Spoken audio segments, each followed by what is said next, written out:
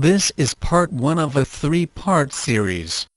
The first part is for us to better understand what the law says defamation is. A story of defamation. Harry and Tom were brothers and partners. They lived in a place called any town located in any state, USA. Since childhood they had fought over money. Tom said Harry spent too much, and Harry said Tom was cheap.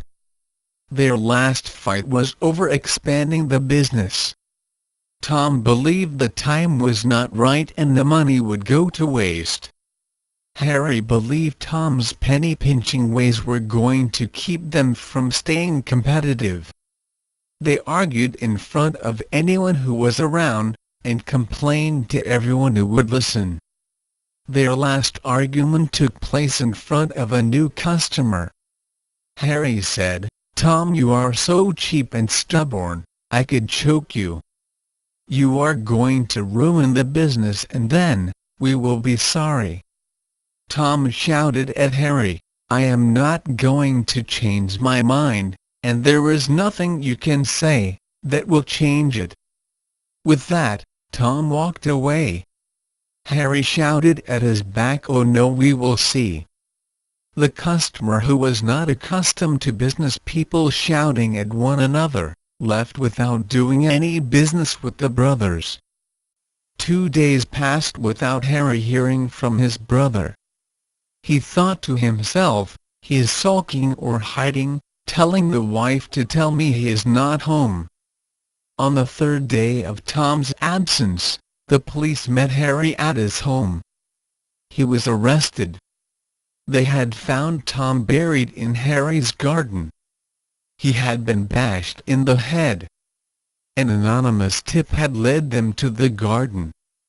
Harry was an avid craftsman hobbyist. A hammer was found in his workshop. It had Tom's blood on it.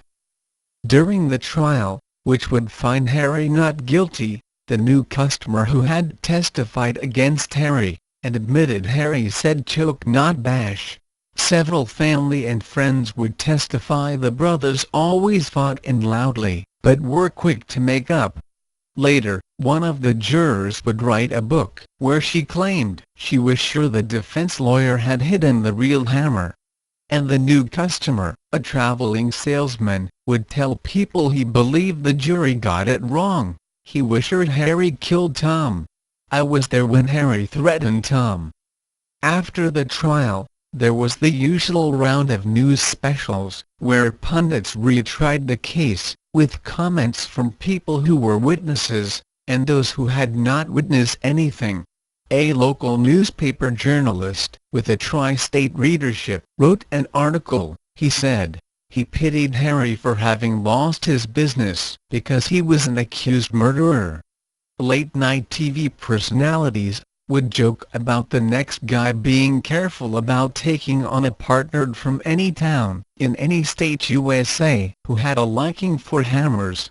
Because of the trial, the accusations, the articles and public comments, Harry lost everything and was forced to move to another state, where he hoped they remembered little about his highly publicized trial. Which if any of those statements defamed Harry, and which were opinion? For a text copy of this video, and more, go to www.cadeflaw.com.